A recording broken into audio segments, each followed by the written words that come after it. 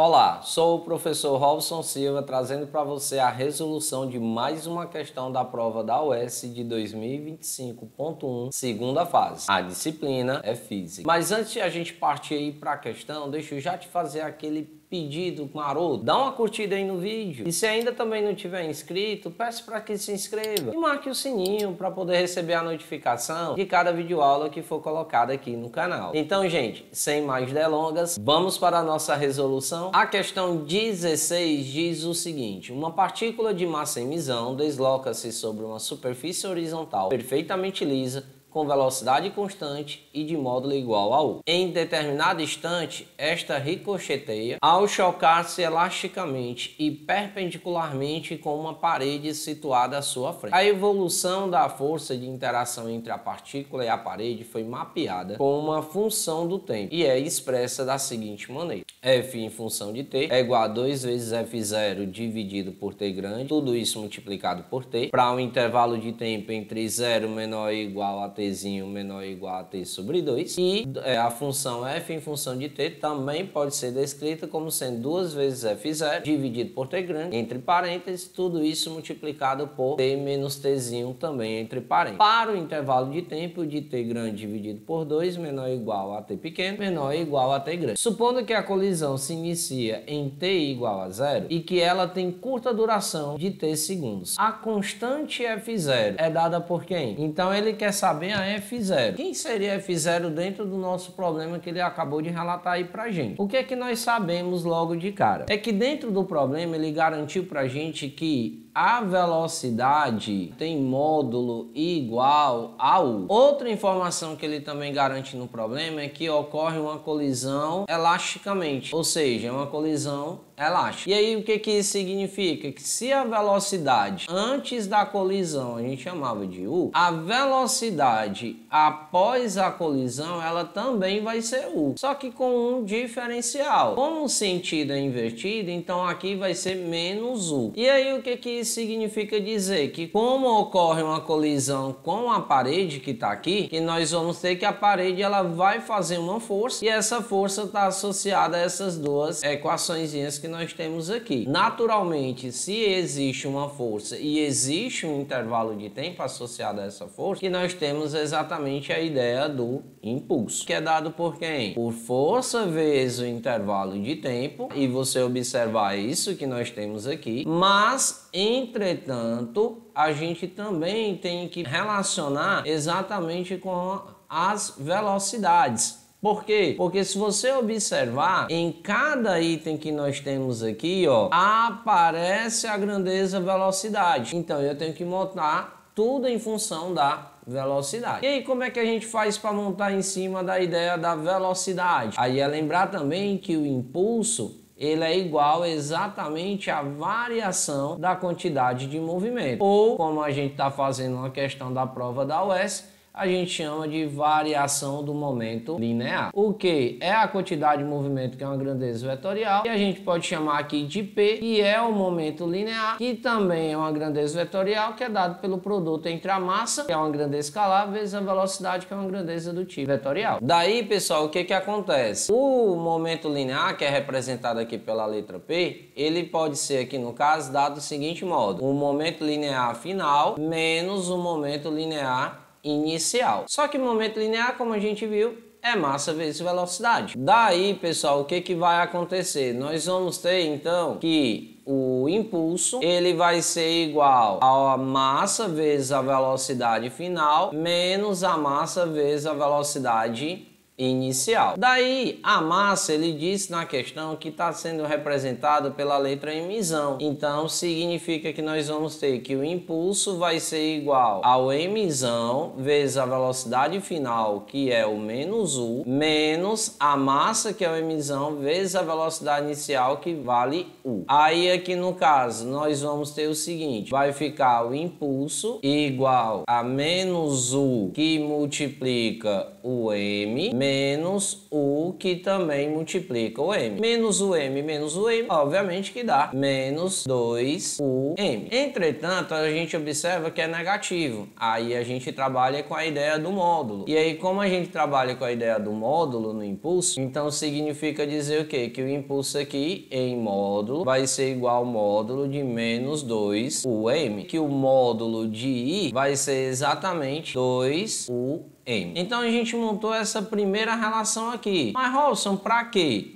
Aí agora a gente vai tentar entender, porque daqui era a única informação que nós tínhamos, tá certo? Até o prezado momento. Aí ele garantiu na questão que foi que aconteceu aqui, né? Que supondo que a colisão se inicia em t igual a 0. Então eu vou olhar, como eu tenho duas funções de primeiro grau, então a gente já sabe que o gráfico tem que ser na forma de uma reta, então eu vou ter aqui o gráfico da força F exatamente em função do t. E por quê? Porque o produto entre essas duas grandezas gera exatamente o impulso, que foi algo que a gente calculou aqui, porque a gente não sabe quem é o impulso, e nem é o que a questão quer saber. Então, por esse motivo, a gente vai ter que ir atrás de fazer agora o cálculo do impulso, mas através de uma outra forma, que aí a forma é o gráfico devido às funções dadas do primeiro grau. Aí, para t igual a 0, nós vamos analisar primeiro esse intervalo aqui, ó, t igual a 0. Se t é igual a 0, nós vamos ter que f em função de 0 é igual a 2 vezes o f0 dividido por t grande vezes 0. Aí, 0 multiplicado por qualquer coisa dá 0. Então, vai ficar 0 dividido por t grande. Logo, a primeira função ali, que é o f0,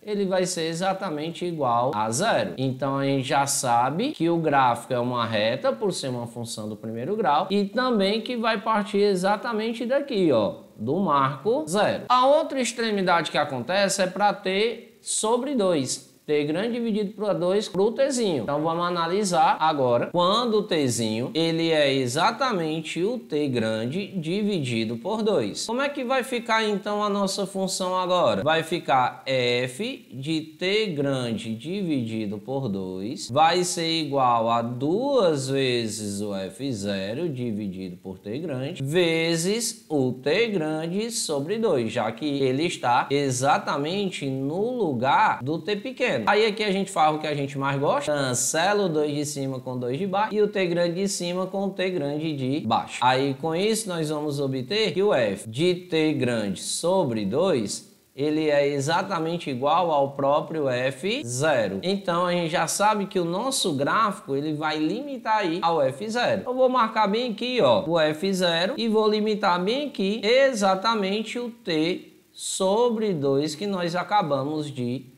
obter. Aí aqui eu vou traçar nosso gráfico lindo e maravilhoso. Tá aqui ele, aqui o ponto em comum deles dois. E agora eu vou traçar a reta que une esses dois, e vai ser exatamente essa aqui. Então, pessoal, para a primeira parte, nós já achamos isso aqui. Agora vamos trabalhar na segunda função, porque a gente vai para esse intervalo de cá agora. Aí ele faz a mesma ideia, ó. T sobre 2 vale tzinho. É para dar a mesma coisa, né? Senão ia dar erro aí no nosso problema. Vamos verificar. O tzinho tem que ser o t grande dividido por 2, mas agora para essa segunda função, onde nós temos que o f em função de t sobre 2, ele deverá ser igual a 2f0 sobre t grande, que multiplica, aí nós temos o t grande menos o t pequeno, que é exatamente o t sobre 2. Aí agora a gente repete, né, aqui o f de t sobre 2 vai ser igual a 2f0 dividido por t grande, e multiplica. Aí como aqui não tem denominador, vale 1. Aí o MMC entre 1 e 2, a gente já sabe que vale 2, né? Então vai ficar o 2 aqui no denominador. Aí 2 dividido por 1 dá 2, 2 vezes t dá 2t, menos, aí 2 dividido por 2 dá 1 vezes t dá o próprio t. Aí nós vamos ter agora o que aqui? Vai ficar 2t menos t, né? Todo o resto nós vamos repetir, ó. E aí vai ficar então 2t menos t é t dividido exatamente por 2. Aí a gente volta a fazer o que a gente mais gosta, que é cortar. Então corta o t grande de cima com o t grande de baixo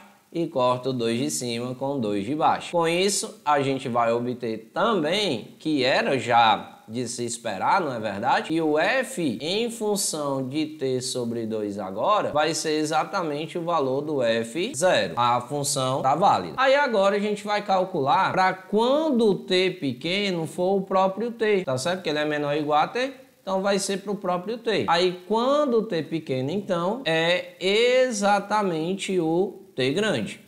Aí nós vamos ter f em função de t vai ser igual a 2f0 dividido por t grande e multiplica t menos o t pequeno vale t. Então vai ficar t menos t. Aí nós vamos ter que f em função de t vai ser igual a 2f0, t menos t dá zero, né?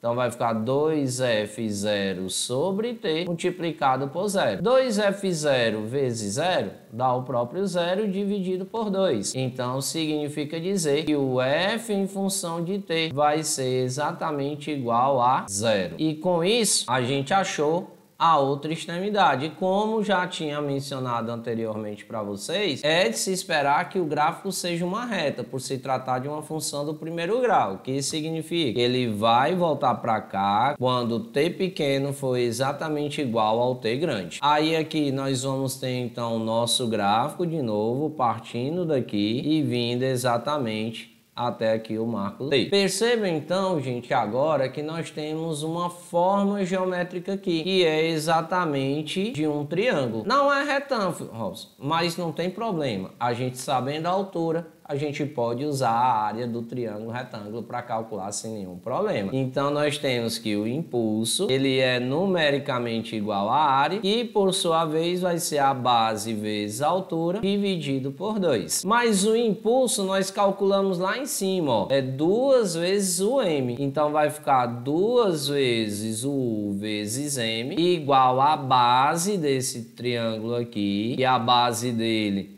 é exatamente o t grande, vezes a altura, que é exatamente tudo isso aqui, que no caso é o f0. Tudo isso dividido exatamente por quem? Por 2. Aí, como na questão o que ele quer saber é exatamente a constante f0, então o f0 a gente vai isolar. Para isolar o f0, tudo que está multiplicando ele vai passar para o outro lado. Aí, quando a gente passa para o outro lado, nós vamos obter a seguinte situação. Vai ficar o f0 igual ao 2 que está dividindo, passa para o outro lado multiplicando, então vai ficar 2 vezes 2, que dá 4. Então vai ficar 4m ou 4mu. Tudo isso dividido pelo t, que está multiplicando o f0, que vai passar para o outro lado dividindo. Então vai ficar dividido por t. Com isso a gente finalmente obtém o nosso resultado. E aí quando a gente olha aqui para os itens, o nosso item correto é exatamente o item C, de criatura divina da humanidade. Beleza aí, gente? Então, pessoal, percebam, já foi uma questão também bem complicada, né? Levou-se um tempo considerável aí na solução também,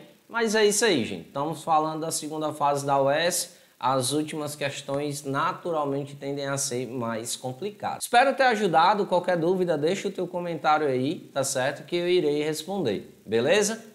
Beijo no coração, forte abraço para você. Fica com Deus e até a próxima videoaula, se Deus quiser. Tchau, tchau, gente. Fui!